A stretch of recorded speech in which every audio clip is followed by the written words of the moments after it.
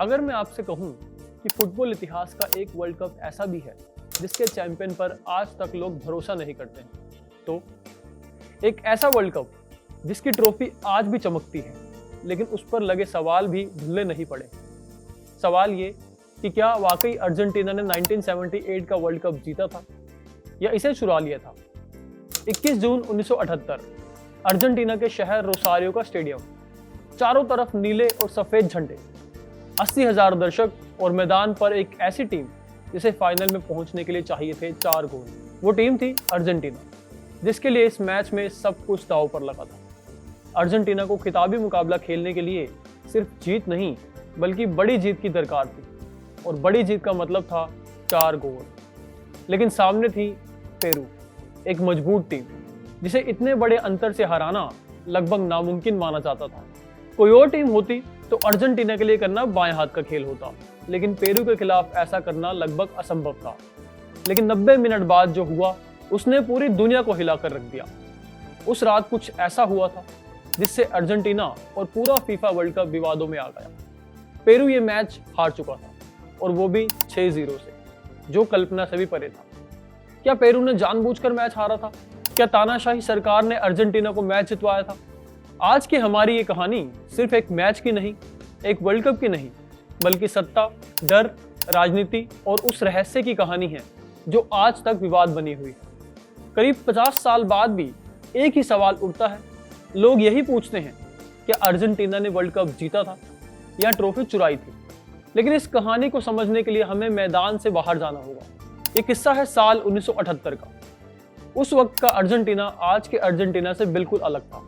सड़कों पर सैनिक थे, लोग डरे हुए थे, और देश पर राज कर रहा था जॉर्ज राफेल विदेला, एक क्रूर शासक।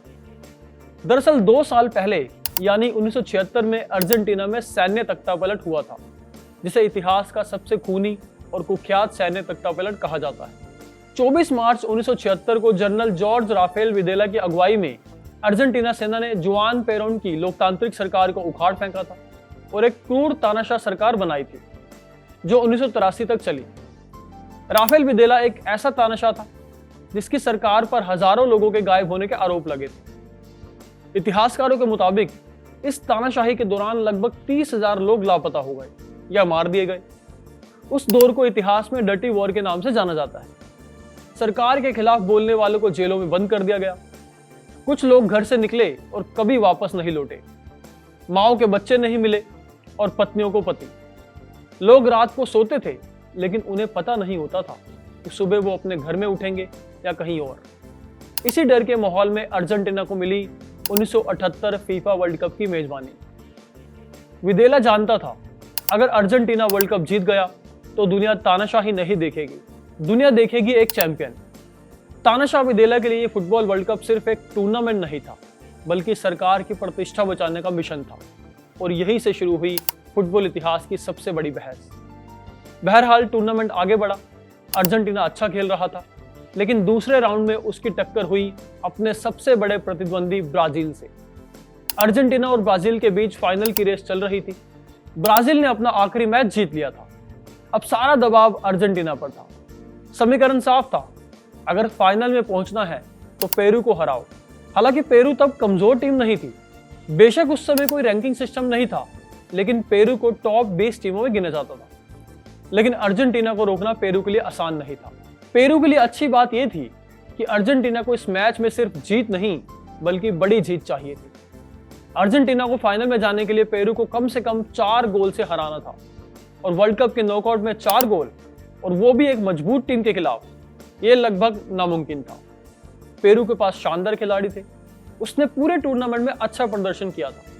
इसलिए जब लोगों ने यह समीकरण देखा तो ज्यादातर का मानना था कि अर्जेंटीना जीतेगा, लेकिन 4 गोल से नहीं।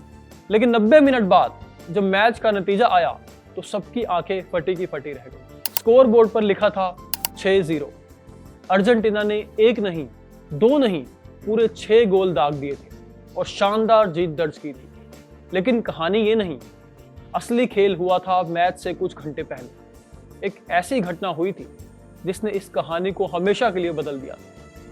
दरअसल मैच शुरू होने से पहले अर्जेंटीना के तानाशाह जॉर्ज विदेला पेरू के ड्रेसिंग रूम में पहुंचे थे। वो अकेले नहीं थे, उनके साथ अमेरिका के पूर्व विदेश मंत्री हेनरी किसिंजर भी थे।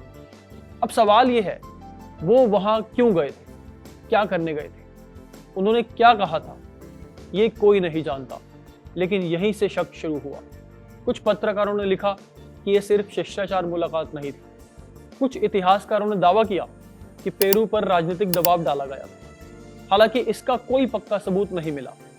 लेकिन इस घटना के बाद मैच पर जो कुछ हुआ, उसने इस सवाल को और मजबूत कर दिया। स्टेडियम खचाखच भरा हुआ था। 80,000 दर्शक वहां मौजूद थे, सिर्फ एक चमत्कार की उम्मीद कर रहे थे। और फिर आया पहला गोल। भीड़ झूम उठी। फिर दूसरा गोल हुआ। अब उम्मीद बढ़ने लगी। हाफ टाइम तक स्कोर 2-0 था। अर्जेंटीना ने 2 गोल कर दिए थे, लेकिन अभी भी उसे 2 गोल और चाहिए थे। लेकिन दूसरे हाफ में कुछ ऐसा हुआ जिसे देखकर पूरी दुनिया चौंक गई। पेरू का डिफेंस अचानक बिखर गया। खिलाड़ी बेहद कमजोर नजर आने लगे, पास गलत होने लगे और अर्जेंटीना एक के बाद एक गोल करता चला गया। तीसरा गोल हुआ, चौथा गोल हुआ और अब अर्जेंटीना फाइनल में पहुंच चुका था। लेकिन खिलाड़ी यहीं नहीं रुके। 5वां और फिर 6ठा गोल भी हुआ। स्टेडियम खुशी से झूम उठा। लेकिन ब्राजील में गुस्सा था, यूरोप में सवाल थे और दुनिया भर के अखबार लिख रहे थे, क्या ये मैच सचमुच निष्पक्ष था? इसके बाद एक आरोप लगे। कहा गया अर्जेंटीना ने पेरू को लालच दिया, उसे आर्थिक मदद देने का वादा किया गया। कुछ लोगों ने दावा किया कि पेरू को लाखों टन अनाज देने की डील की गई। कुछ लोगों ने कहा कि विदेला की तानाशाह सरकार ने पेरू पर राजनीतिक दबाव बनाया।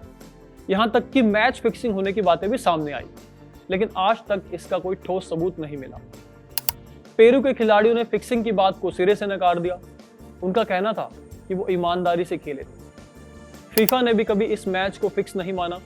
लेकिन बावजूद इसके फुटबॉल इतिहास में ये मैच काफी विवादित रहा। कुछ दिन बाद अर्जेंटीना ने फाइनल जीता और ट्रॉफी उठाई। अर्जेंटीना ने नीदरलैंड जैसी मजबूत टीम को 3-1 से हराकर 1978 वर्ल्ड कप अपने नाम किया। पूरा देश जश्न मना रहा था। लेकिन उस ट्रॉफी के साथ एक सवाल भी हमेशा के लिए जुड़ गया। क्या ये जीत थी या सत्ता और राजनीति का गंदा खेल?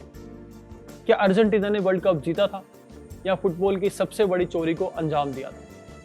सच्चाई शायद कभी सामने ना आए, लेकिन जब भी फुटबॉल इतिहास की सबसे बड़ी कंट्रोवर्सीज की बात होगी, 1978 फीफा वर्ल्ड कप उस लिस्ट में हमेशा सबसे ऊपर खड़ा मिलेगा। और शायद इसीलिए आज दुनिया पूछती है, क्या अर्जेंटीना ने वो वर्ल्ड कप जीता था या फिर उसे चुरा लिया? आपको ये कहानी कैसी लगी और आप इस पर क्या सोचते हैं? कमेंट बॉक्स में अपनी राय जरूर बताएं और खेल से जुड़ी ऐसी ही रोचक और अनसुनी कहानियों के लिए देखते रहें कड़क। धन्यवाद।